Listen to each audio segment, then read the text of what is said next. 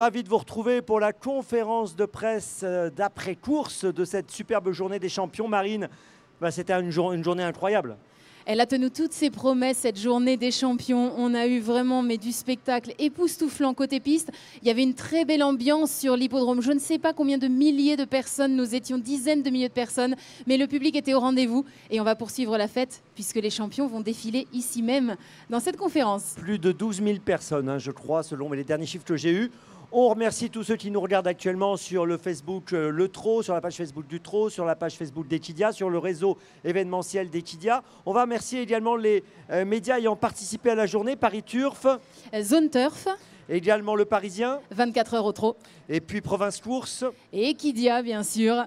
Et puis, écoutez, vous l'avez dit, on va démarrer. Alors, au fur et à mesure de cette conférence de presse, nous allons accueillir les professionnels qui se sont illustrés. J'aperçois déjà Guillaume Lenain et Pierre-Yves Vervat qui sont là. On va donc les appeler. Je vois également Éric Raffin qui arrive. Super. On va appeler donc ces professionnels qui sont déjà présents et qui vont nous rejoindre. Regardez, Thomas Lévesque est là là aussi. Voilà, tout le monde est là, j'ai l'impression. Damien Beaune aussi. Écoutez, on va les accueillir. Voilà. Allez. Ils sont en train de se féliciter, se congratuler. Et puis Laurent, rappelons-le, c'est à l'occasion de cette conférence, restez bien avec nous, que l'on va connaître le nom du champion des champions de cette journée. Je ne le connais pas, je ne sais pas si vous êtes déjà dans la confidence. On va nous révéler le nom de ceux que les médias spécialisés ont élus champions des champions aujourd'hui. Voilà, on le saura dans quelques instants. On a peut-être une petite idée, mais on va voir. Moi, j'ai une petite idée quand même, mais je dis rien. Je garde ça pour moi. On attend que ce soit j'ai une officiel. Conviction. On appelle, on les accueille. Alors, là, ils sont partis. Alors, pour tout vous dire, ils sont en train de parler entre eux et là, c'est forcément délicat. On va les contraindre à venir nous retrouver, mais ils sont en train de refaire un peu les courses. Vous savez, ils n'ont pas eu trop de temps dans la journée. Ça s'est enchaîné. Voilà. Allez, on va les appeler. Allez, ils nous rejoignent les lauréats du prix d'essai, Thomas Lévesque, l'entraîneur. Il nous rejoint aussi Damien Beaune, il a remporté le prix de Normandie. Le prix du président de la République qui a été remporté par Guillaume Lenain. Voilà nos 3 lauréats des étriers 3, 4 et 5 ans, édition 2024. Et puis il y a bien sûr les lauréats de groupe 1 aujourd'hui. Ils nous rejoignent également Pierre-Yves Vervat et Éric Raffin. Nous serons tous ensemble. Voilà, j'étais en train de regarder si c'était bien positionné, mais et Guillaume Lenain va nous rejoindre également. Voilà. Guillaume qui arrive dans quelques instants. En attendant que Guillaume Lenain vienne nous rejoindre, il ne va pas tarder à arriver. Marine, pour nous mettre dans l'ambiance, je propose qu'on revoie tout de suite des images de la finale des 3 ans. Ouais. Prix d'essai, tout de suite, on revoit des images de cette course qui a été remportée par Lexit Banville. Little O'Reilly qui fait un truc, qui vient maintenant en 3e position. Et la 4e place, c'est pour le 7, Lovissime. Et ça repart devant avec Lexit Banville qui réaccélère encore. Lutin des Bordes qui se lance à sa poursuite à l'entrée de la ligne droite. Avec Little O'Reilly qui est maintenant seul 3e devant Lovissime. Lexit Banville qui tente de repartir maintenant à 200 mètres du but. Lutin des Bordes qui essaye de revenir, mais le Lexit Banville tient bon. Lexit Banville qui repart sous l'attaque de Lutin des Bordes. Little O'Reilly est en 3e position. Lexit Banville devant Lutin des Bordes. Lexit Banville qui va offrir un nouveau prix d'essai à Thomas Lévesque. 2e place pour le numéro 10, Lutin des Bordes. Little O'Reilly est 3e. Lucky Sibet 4e. Et il est là, Thomas Lévesque, tout le monde est sur le podium. Voilà. Alors voilà, on va couper le son du son de la course. Thomas est là, toute l'équipe est là. Bravo encore à tous. Je pense qu'on peut applaudir tous ceux qui sont sur ce podium parce qu'ils ont, voilà, ils ont fait le spectacle cet après-midi à Vincennes. Et Thomas, voilà, on vient de revoir les images. Gros moment pour vous, pour votre entraînement. On vous sentait très ému. Bah oui, c'est une jument quand même qu'on a élevée, qu'on a acheté la mère avec Benoît et l'élevage, être propriétaire, entraîneur, driver, jockey, Adrien, qui est un ami, donc vraiment ça fait plaisir. C'est quoi le secret, Thomas? Parce qu'on rappelle que vous avez conservé votre titre, vous l'aviez remporté l'an passé avec Kit Kat pour une autre Kazakh et cette fois c'était avec votre Kazakh. C'est quoi le secret pour préparer comme ça de tout jeunes chevaux de 3 ans à être champion 2 années de suite? C'est assez simple, c'est le cheval. Il n'y a pas de secret, sans les bons chevaux on ne peut pas y arriver. Après voilà, c'est du travail, ça fait un moment qu'on est dessus et si on n'a pas la bonne jument ou le bon cheval, on ne gagne pas. C'était une édition assez ouverte avant le coup. J'avais le sentiment que c'était assez ouvert. C'était votre sentiment également? Oui, j'étais assez confiant pour ça, justement. J'avais peur de Lupin des Bordes, qui était 2e, qui était première fois plaqué. Donc, c'était vraiment un adversaire qui me faisait peur. Mais avant le coup, je me voyais une très bonne chance. Ouais. Il y a une petite statistique qui disait que lorsqu'on regardait les précédents gagnants, à peu près 90% des gagnants de ce prix d'essai, jockey et cheval, hein, donc le couple, avaient au moins été associés à 4 courses minimum, voire plus. C'était vraiment le cas avec Adrien. Pour des jeunes chevaux comme ça, le pilote aussi est important. Ce sont des vrais metteurs au point, comme on peut parler parfois, même en Formule 1 par exemple. Ah oui, parce qu'avec Adrien, il la monte depuis ses débuts. On a fait les réglages à 2. Parce que c'est une jument qui est très verte, qui avait besoin d'apprendre son métier. Il a même couru l'autre jour attelé. Voilà, c'est un travail à 2 et à toute l'équipe de l'écurie aussi, parce que c'est une jument qu'on a monté beaucoup. Voilà, c'est un gros travail avec les jeunes chevaux. C'est beaucoup de travail. Et Adrien en est vraiment en partie. L'un des acteurs majeurs, évidemment. Les acteurs, voilà, c'est vraiment, il l'a monté depuis le début. Il m'a dit de faire des choses. Voilà, on en a parlé ensemble. Et puis on est parti sur l'option de courir à Caen, en courant plutôt sage, et de courir à atteler entre 2. Voilà, on en parle ensemble. Puis c'est un ami, vraiment, ça fait plaisir de gagner avec lui et c'est top. Alors on va faire intervenir les uns les autres, hein, également sur les victoires des uns et des autres. Et là, on va se tourner vers un jeune président. Hein, on a un très jeune président, 23 ans, hein, Guillaume. On me dit qu'il faut enlever les verres. Voilà, on va enlever les verres. Et ils avaient soif, c'est normal, il fait chaud. Mais le jeune président, il est là, c'est Guillaume Lenain. Alors Guillaume, 23 ans. Et vous remportez cette victoire aujourd'hui. Hein. Je ne dis pas de bêtises, vous avez 23 ans, c'est ce que j'ai bien entendu. Oui, exactement. Hein. C'est extraordinaire ce qui vous arrive aujourd'hui. Ce que je vous propose, avant que nous échangions ensemble et qu'on fasse réagir aussi vos collègues, on va revoir quelques images de cette course où vous avez remporté la victoire tout à l'heure, le prix du président de la République. Belève qui a été décalé, mais Karma est le meilleur maintenant pour entrer dans la dernière ligne droite. Avec toujours Karma qui va tenter d'aller au bout maintenant en deuxième position. Il y a Califlandia en léger retrait, Kyriel Devaux qui est là avec également le numéro 14 qui tente de revenir. C'est Canad Belève en faute de Karma qui avait nettement le meilleur. Califlandia qui se retrouve aux avant-postes maintenant. Et puis Kyriel Devaux qui finit fort. Et puis voilà maintenant côté corde Kelly de Banville qui refait énormément de terrain. Kyriel Devaux, Califlandia, Kelly de Banville pour la victoire. Kelly de Banville et puis Kyriel Devaux qui vient de plus en plus fort en dehors de Califlandia. Kyriel Devaux aux abords du poteau qui va s'imposer. Guillaume Lenain remporte le président de la République. Alors là, Guillaume, on applaudit le jeune président. Et je vous pose une question, Guillaume. Et oh, il y a des supporters, Guillaume. Quand on gagne le prix du président de la République à 23 ans, déjà c'est extraordinaire, mais quand en plus la pouliche qu'on monte, eh bien c'est une pouliche qui vous appartient en partie, ça doit être absolument fou. Ouais, exactement. Ouais, pas trop les mots. Après le poteau, on pense à beaucoup de choses, mais non, c'est vrai que c'est magnifique. Qui était le plus content, le jockey ou le propriétaire? Bon, les deux, hein, je pense. Voilà. Ça doublait les émotions, en fait, les émotions multipliées par 2. Les juments, elles sont 8 au palmarès des 10 dernières éditions, donc Kyriel Devaux confirme encore un petit peu. Comment elle est, Guillaume? Parce que vous aussi, vous faites partie des préparateurs, vous la travaillez régulièrement le matin. Comment elle est à travailler? Non, moi je monte dessus aux courses, mais le matin, je suis au service de Charles Dreux. Et du coup, voilà, après j'ai des nouvelles par Charlet, mais je n'en sais pas plus que ça. D'accord. Je pensais que et alors, pour ceux qui ne connaissent pas trop cette histoire, en quelques mots, est-ce que vous pouvez nous expliquer comment vous êtes devenu copropriétaire de cette pouliche? Racontez-nous en quelques mots cette histoire. J'étais salarié chez Alexis Grimaud et il partait aux ventes à Caen. Et puis j'avais dit à Charlet, si jamais il vous trouvez un cheval à acheter et qu'il vous manque quelqu'un, je veux bien faire partie de l'aventure. Et donc Charlet arrivé à Caen et Kyriel Devaux montait sur le podium, il m'a appelé, il m'a dit est-ce que ça t'intéresse? J'ai dit bon, moi je vous fais confiance et puis c'est parti comme ça. Et alors vous avez acheté 50%, c'est ça? 25. 25%, c'est très bien quand même. Et sans indiscrétion, elle avait été achetée combien? On l'a acheté 3 600 €. 3 600 €. C'est ça les belles histoires. C'est un bon investissement. Vous avez une bonne main en tout cas. Hein. C'est une belle histoire. Ouais, non, c'est vrai que c'est magnifique. Ouais, c'est incroyable. Non, je n'ai pas de mots. Vous avez combien de victoires, vous, Guillaume? C'est ma 67e, je crois, aujourd'hui. Ouais. Et un premier groupe. Hein. Et déjà, la plus belle. Et qu'est-ce que vous en pensez les autres, Eric, Thomas, Pierre-Yves, Damien, de cette histoire? On va peut-être faire réagir Thomas qui a le micro en premier, puis ensuite Eric, Pierre-Yves et Damien. C'est simple, c'est la magie du trot, on va dire. Ça arrive beaucoup, beaucoup. Ça arrive régulièrement, des chevaux achetés pas cher en équipe et qui deviennent des cracks. Et je pense que ça arrive moins au galop et au trot, c'est je pense qu'il fait rêver beaucoup de propriétaires et c'est magnifique parce que des petites origines peuvent devenir très bonnes. Donc c'est la chance qu'on a dans le trot, on va dire, et il faut que ça continue.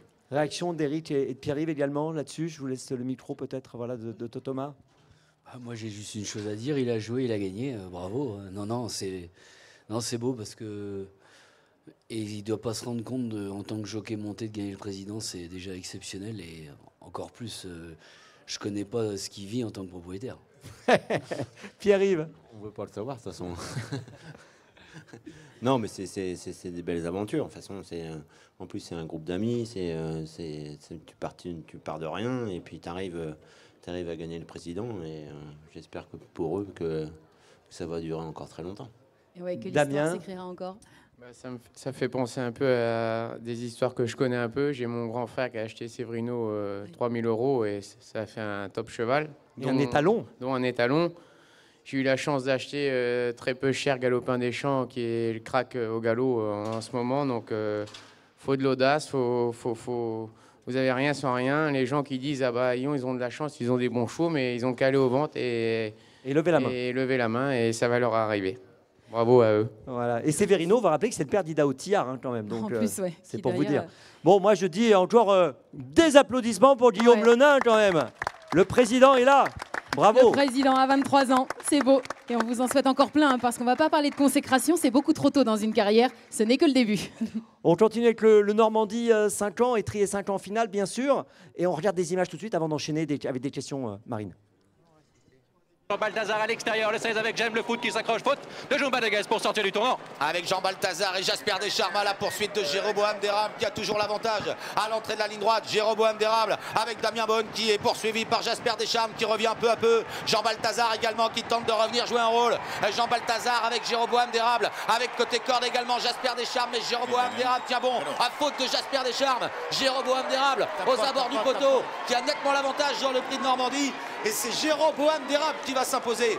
Damien Bonne, président. Deuxième place pour le numéro 16, Jean Balthazar. Troisième place en retrait pour J'aime le foot, devant le 7, Jus de Fruits. J'ai entendu Damien Bonne, président, mais pourquoi pas? Ça fait plaisir. Parce que c'est un groupe 1 et parce que voilà, tout le monde s'enflamme un petit peu.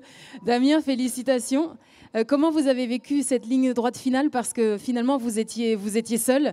Il y a eu des petits coups d'œil dans le rétroviseur pour s'assurer que c'était vous qui filiez au poteau en lauréat. Oui, voilà, vous avez exactement raconté la phase finale. J'avais quand même peur s'il y avait vraiment quelqu'un qui venait avec du gaz assez vite, mais j'ai vite vu que j'allais aller au poteau. Mais malgré ça, il fallait que j'accompagne mon cheval. Il en avait un petit peu marre quand même. Mais il a gagné en solide. J'étais donné au vent. C'est moi qui ai accéléré en haut de la bosse tout seul. Et j'avais confiance en mon cheval. Il y a 3 semaines, il gagnait vraiment bien. C'est un cheval qui est véritablement sur la rampe de lancement depuis quelques semaines, depuis qu'on a pris un peu le pas de ses qualifs vers cette finale de l'étrier. 3000 mètres, on comprend pourquoi la fin de course quand même, il est temps que le poteau arrive. Damien, est-il vrai que vous envisagiez il y a quelques semaines de cela peut-être d'arrêter cette spécialité, d'arrêter de vous mettre en selle et que c'est pour Jéroboam que vous avez continué? Non, c'est pas vrai. Non, quand ça va mal, j'en parle, mais je reçois tellement de chevaux à courir monter que je peux pas arrêter parce que c'est quand même ça qui fait mon écurie, donc non. Toto en parlait plus que moi pour arrêter, et la preuve, il l'a fait, et il m'a fait remporter un Normandie, donc... mais moi, j'aime ça, on va pas dire que je monte le plus léger de la course, mais je m'occupe pas de ça. Je suis bien à cheval, tant que je me sens bien à cheval, je vais continuer. Bah super, ça c'est une bonne nouvelle parce qu'on a quand même envie de vous dire que maintenant on parlait de rampe de lancement, ça y est, le prix de Normandie étrier des 5 ans c'est fait. Alors si on se projette, c'est vrai que c'est un petit peu loin, il y aura d'autres épreuves avant et d'autres phases, mais on va droit sur le Cornulier maintenant, non? Oui, on est obligé d'y penser, mais c'est ce que je disais avec Idia après la course.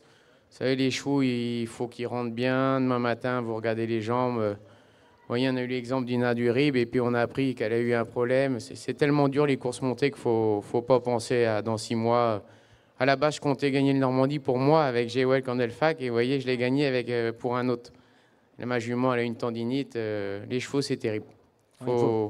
Faut pas trop se projeter à 6 mois en avance. Il faut prendre les choses au fur et à mesure. Exactement. Bon, écoutez, nous, on va poursuivre, Marine, avec une autre épreuve très attendue. Cette fois, on change de discipline après les 3 finales étriées, 3 ans, 4 ans, 5 ans, où on a vécu d'ailleurs un super show d'ouverture, je le rappelle, en début de programme. Eh bien, on va évoquer le prix Albert Viel, qui était la course numéro 8, oui. Et qui, vous allez le voir, a donné lieu à une très belle phase finale. On regarde. Avec toujours Lisa Josselin qui a le meilleur à son extérieur. Luciano Menuet qui est là. Loulou Demi qui suit bien à la corde. Lucky Jackson qui essaye de progresser en dehors. Lombok-Gel est dans son dos. Lila Castel un peu plus loin. Jean-Michel Bazir qui semble contrôler dans le tournant final. Luciano Menuet a du mal à réagir. Tout en contrôle pour l'instant, Lisa Josselin qui accélère en progression. Loulou Demi qui suit. Lombok-Gel également qui apparaît en 3e position. Magnifique accélération de Lombok-Gel à l'extérieur qui tente de revenir sur Lisa Josselin qui a été lancée. Loulou Demi est là tout près avec Lisa Josselin. Lombok-Gel, Loulou Demi pour la victoire. Ces trois-là qui sont détachés à 200 mètres du but. Maintenant, Lombok-Gel de plus en plus fort. Lisa Josselin qui tente de repartir, mais Lombok-Gel a pris le meilleur. Loulou Demi qui se défend bien à la corde. Lombok-Gel qui a pris l'avantage à 100 mètres du but maintenant. Lombok-Gel remporte le prix à Berviel. La 2e place peut-être conservée par Lisa Josselin, à voir avec Loulou Demi. En retrait, c'est le 4, Léonard de Rock, qui est 4e. Le bras en l'air hein, pour Pierre-Yves au passage du poteau. Belle victoire pour ce Lombok-Gel. Pierre-Yves, sur le podium tout à l'heure, je vous disais, c'est la victoire finalement d'un poulain voilà, très sérieux, très régulier, qui est toujours là depuis qu'on le voit en course. Oui, on le voit faire des bêtises aussi. Hein. Et la dernière fois, il est parti au galop, un cheval un peu chaud. Il faut lui apprendre les choses comme il faut. Et à force de faire du calme et puis être patient, ben, on arrive à faire des belles choses. Alors c'est vrai qu'avant le coup, moi, j'avais le sentiment, bien sûr que la favorite Lisa Josselin était la pouliche à battre. C'était votre avis également ou vous aviez une vision plus large de la course? Non, franchement, si mon cheval était dans de bonnes dispositions, après d'ici, on peut en faire des montagnes, mais j'étais persuadé que je pouvais le gagner. Après, avec les chevaux, les courses, c'est toujours le résultat qui compte, mais en l'occurrence, la qualité du cheval ne lui faisait pas défaut, donc il fallait que ça se passe bien. J'ai eu un parcours assez limpide, j'ai pu me reprocher dans le dos de Nico, et une fois que je l'ai passé dans le dernier tournant, je savais que j'allais venir chercher Jean-Mi. C'est la victoire d'une équipe aussi. Éric Frémiot, le petit-fils de Jean-Luc, le disait sur le podium. C'est 40 ans de travail avec Jean-Luc Dersoir. Avec vous, ça fait combien de temps que vous travaillez avec cette équipe, cette écurie? Je pense que ça doit faire 6-7 ans maintenant. Ouais, à peu près. On en a gagné quand même quelques-unes. Il y a eu des belles hein, Hokkaido Giel, encore aujourd'hui, hein, qui était de la partie. Ouais, Hokkaido, il ne faut pas en parler. C'est une histoire différente. Aujourd'hui, comment s'est passé le départ d'ailleurs avec Lombok-Gel pour revenir? Est-ce que ça a été plus limpide que la dernière fois ou est-ce qu'il vous a donné des sueurs froides aussi? J'ai plus le départ en tête. Non, il est parti gentiment, le cheval. Il était dans de bonnes conditions. Et après, c'était juste que j'avais du mal à trouver dans l'équilibre. Il a mis un petit peu de temps à bien trouver la cadence. Et une fois qu'il était dans son rail, j'étais serein. Alors ce prix Albert Viel, Laurent, on le rappelle, il arrive à mi-chemin entre le critérium des 3 ans, le critérium des jeunes, pardon, et le critérium des 3 ans, qui lui arrivera vite finalement. On peut imaginer que le cheval va peut-être avoir un petit peu de repos maintenant et puis se préparer pour la suite. Ah oui, de toute façon, ça va être la suite du programme. Hein. Après, Jean-Luc, c'est lui qui gère le cheval. Moi, je fais que monter sur le suite qui de course. Quel est votre regard à tous les deux, Éric et Damien, la génération des 3 ans, cette génération avec donc Lombok-Gel, Lisa Josselin? Qu'est-ce que vous en pensez, Éric? Lisa Josselin, c'est vrai qu'elle était toujours vraiment démonstrative, mais à bas des super pouliches. Mais je trouvais avant le coup que les poulains étaient plus endurcis. Donc je ne suis pas surpris d'une telle performance du cheval de Pierre-Yves. Et vous, Damien? Moi, je reviens à ce qu'a dit Pierrot. Je le félicite sur le... C'est la carrière d'un cheval qu'il faut gérer. Et à chaque coup, il a fini à 100 000 et sans gagner, mais il était tout prêt. Et je pense que pour durer dans une carrière, il faut savoir être battu et finir. Avant le coup, je me disais que la Bazir était imbattable. Et là, le cheval a été impressionnant. C'est le travail d'une équipe. Et donc, sur le coup, il y en a peut-être plein de parieurs qui ont dû dire Bayon, Pierrot, il aurait peut-être gagné. Mais le cheval, il est sur la montante. Bravo à lui. Voilà, c'est une bonne conclusion. Merci. On applaudit encore Pierre-Yves pour cette victoire aujourd'hui dans ce groupe 1. Et puis on va enchaîner avec le René Ballière. Et bien sûr. Qui était bien sûr un rendez-vous très attendu entre le gagnant de l'Elite Lop et le gagnant du dernier prix d'Amérique. Regardez comment ça s'est passé dans la phase finale. Toujours sous l'impulsion d'Idaho Tia, on accélère avec à son extérieur Isoar Velaquet, Orsi Dream qui est là avec côté corde, Vivid Waisas et Hokkaido Giel qui tente de faire le tour. Et ça va sprinter, on aborde les 500 derniers mètres avec Ida Outiar qui est en tête à l'extérieur. Iso Arvedaké avec Vivi Doisas qui est côté corde. Orsi Dream qui patiente toujours avec Hokkaido Giel à l'extérieur pour maintenant sortir du tournant final. Avec Ida Outiar qui a l'avantage depuis le départ, qui accélère maintenant. Hokkaido Giel qui vient en dehors. Au centre, Iso Arvedaké qui est là. Orsi Dream qui est dans la boîte. Il reste maintenant 300 mètres à parcourir. Ida Outiar qui accélère encore en pleine piste. Hokkaido Giel qui ne lâche rien avec côté corde. Vivi Doisas. Hokkaido Giel de plus en plus fort qui tente de prendre l'avantage sur Ida Outiar qui repart. Et voilà Orsi Dream en dehors. Orsi Dream sur une simple accélération qui va remporter ce prix René Ballière. Deuxième place pour Ida Outiar devant Vivi Doisas. Et ensuite Hokkaido Giel. Voilà ce que j'ai dit à chaud. Ouh là là là ça là a été l'unanimité dans les tribunes, scotché, on peut le dire. Franchement, j'ai rarement vu ça, moi. Hein. C'est un truc de fou s'il a fait quand même. Parce que à la course, c'est Ida Outiar et Vivi Doisas. Vous n'avez pas regardé le René Ballière de Ourasi quand il a gagné? Bah, je m'en souviens pas.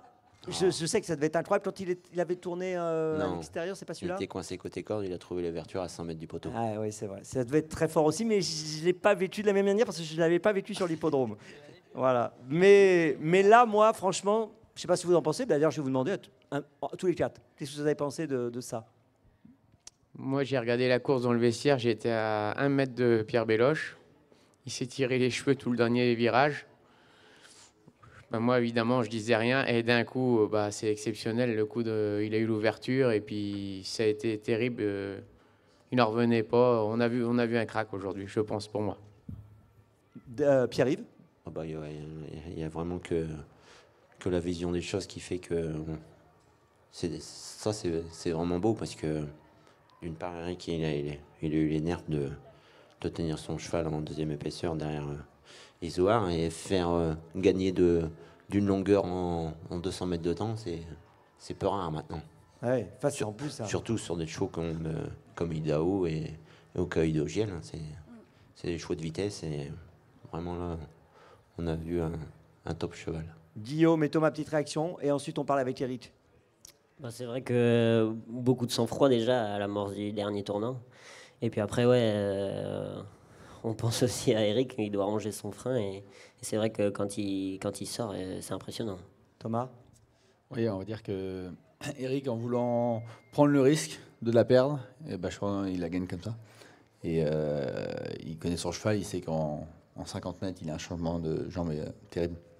Alors Eric, racontez-nous comment vous avez vécu tout ça maintenant. Comment je l'ai vécu? Je l'ai vécu qu'il y a 4 semaines, il gagnait Hitlop.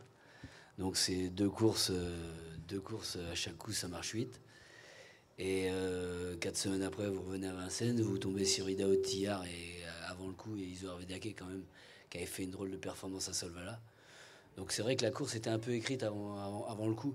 Et en montant, j'ai dit, si je suis 3e emmuré, moi personnellement, j'ai dit tant pis. Mais je veux pas faire une course dure à mon cheval parce que faut que ça dure. Et la petite parenthèse, c'est quand je suis rentré en piste, j'ai vu Général Lupomo sur le grand écran, et là, vous en avez revu un. Oui, parce qu'on rappelle que cette compétition, Eric, vous l'avez gagnée, et c'est pas rien, avec Bold Eagle, avec FaceTime Bourbon. Là, c'est avec Orsi Dream. Ça place un petit peu aussi l'exploit du jour et cette course qui vous réussit avec de grands champions. Donc maintenant, on a envie que l'histoire continue, évidemment. J'ai cru que vous alliez lui demander lequel pour lui était le meilleur. Je peux pas. Moi, j'ose pas. Alors, si vous tentez, mais moi, j'ose pas. On peut la poser celle-là ou pas? Ces champions-là, c'est pas possible. C'est pas possible. Ça place juste le niveau de performance. Qu'est-ce qui s'est passé concrètement, qu'on comprenne? On se met au sulky avec vous. Qu'est-ce qui s'est passé? Qu'est-ce que vous avez fait pour lui demander de passer cette vitesse qu'il avait encore finalement? Ça a été quoi? Ça a été un mouvement? Qu'est-ce qui s'est passé? Quelle a été votre attitude au sulky pour que le cheval réponde comme ça et nous offre ce finish en boulet de canon? J'avais vraiment beaucoup de ressources, donc voilà, c'est ce qui rehausse à ce niveau-là de refaire une longueur en 150 mètres, c'est pas commun, mais quand vous regardez sa dernière tentative finale de Hitlop, si vous regardez le prix de l'Atlantique, voilà, le cheval il arrive à maturité et on le protège et pourvu que ça dure, quoi. Alors n'écoutez pas parce qu'on l'a dit, il ne faut pas se projeter si loin. Mais nous, ce qu'on va se dire, c'est que ce serait très chouette qu'Orsi Dream et Eric Raffin rentrent un petit peu dans le carré d'as, comme l'avait fait un certain Général Lupomo il y a quelque temps, de faire un doublé René Ballière près d'Amérique. Ce serait assez chouette. On a encore du temps, bien sûr, mais nous, on en rêve évidemment. Et il y a une question que je me posais. Finalement, aujourd'hui, on ne connaît pas ses limites, nos limites pour l'instant. Si, on connaît nos limites, faut pas exagérer. On prend pas tête corde, ça se passe quand même bien. Mais c'est un cheval qui a une capacité d'accélération pas ordinaire, ça c'est sûr. Et je pense que sur 100 mètres, c'est le cheval le plus rapide du moment. Ce qui a été particulier aussi dans son histoire, c'est qu'il y a quand même, dans toutes les histoires, il y a parfois des moments agréables et des moments moins agréables. Il y a eu des moments difficiles quand même avec l'Orsi Dream. Bah oui, mais c'est pour ça qu'il est là aujourd'hui. Ouais. Oui, quelque part. Hein, mais il a fallu surmonter tout ça. Ça n'a pas dû être facile quand même au sein de l'équipe, dans ces moments de doute, de questionnement. Il y a eu des échecs successifs. Bon, il y avait des raisons de santé, des choses, des problèmes. Il y a eu des mauvaises drives. Mais voilà, on est resté soudés et puis ça paye. Ouais. Mais c'est beau, en tout cas, c'est bien de le souligner parce que c'est vrai que parfois ça explose dans ce genre de situation. Ça pourrait, ouais. C'est clair. Eh bien, écoutez, messieurs, dans quelques instants, on va vous laisser aller savourer vos victoires et nous allons vous révéler le nom du champion des champions. Qui est le champion des champions? Est arrivé à la 3e place aujourd'hui, Benjamin Rochard. Est arrivé à la 2e place, il est là, Pierre-Yves Verva. Et sans surprise, hein, j'ai envie de dire, notre champion des champions, il est celui qui dort en titre, il est en tête du classement encore 2024. Il a remporté aujourd'hui 3 compétitions, rien que ça. Éric Raffin, on vous remet le trophée avec le match fer de Paris-Vincennes pour ce trophée champion des champions. On rappelle que l'année dernière, c'était donc David Thomas qui avait été élu champion des champions avec 3 victoires. Et Éric Raffin, 3 victoires également aujourd'hui, dont 2 groupes 1, donc, et qui est donc champion des champions. Petite anecdote, je suis quand même un gars du vestiaire d'en bas depuis un bout de temps avec les gars. J'arrive et aujourd'hui, notre valet me dit « Ah, Eric, il n'a pas le moral, il vient de me dire qu'il ne gagne plus une course à Vincennes. » Voilà ce qu'il dit tout le temps. Et alors, voilà, comme toi, c'est ce qu'il faut dire en arrivant. Il faut se plaindre pour que ça se passe comme ça. Vous voulez dire un mot pour ceux qui vous ont élu champion des champions? Parce que c'est une élection. Hein, voilà, titre 1 donné par la presse spécialisée qui, à 100%, vous a élu champion des champions. Eh ben, je les remercie, c'est qu'ils ont dû toucher et puis ils ont dû vibrer, donc merci à eux. Très bien. Les garçons, un petit mot de la fin juste pour le public, avant de se quitter. Le public est venu nombreux aujourd'hui et peut-être remercier toutes celles et ceux qui sont venus aujourd'hui et vraiment vous applaudir, vous soutenir. Les drapeaux, ils ont fait du bruit. On a eu un public de passionnés aujourd'hui et je pense que c'était un joli moment. Voilà, vous avez dit pour certains. Pierre-Yves. Non, mais on a vécu une très très belle journée aujourd'hui avec beaucoup de bons chevaux, avec un public qui était présent, le soleil, des animateurs qui nous ont fait... Ils ont mis l'ambiance. Tout était réuni pour que ça soit joli. Et puis en plus, nous, on est là sur le plateau. Donc, et merci à vous. Merci pour toutes ces belles performances qui nous ont fait vibrer. Merci. Merci bien sûr à toute l'équipe de la communication et du marketing qui aujourd'hui avait vraiment mis les petits plats dans les grands pour qu'on passe cette très belle journée. Merci à tous les partenaires de cette journée, Paris Turf, RMC, Ouest France, Equidia, Molotov TV. Merci à vous d'avoir suivi ce moment, cet after course, on peut le dire, ensemble. Et Laurent, merci. On se retrouve très bientôt pour vivre de nouvelles belles émotions hippiques avec nos champions, évidemment. Et ils s'en vont prendre une petite boisson. Allez, les bulles, bien sûr. On fait sauter les bouchons pour la fin de cette journée. Merci à tous. Très bientôt. Bonne soirée. Bonne soirée à vous.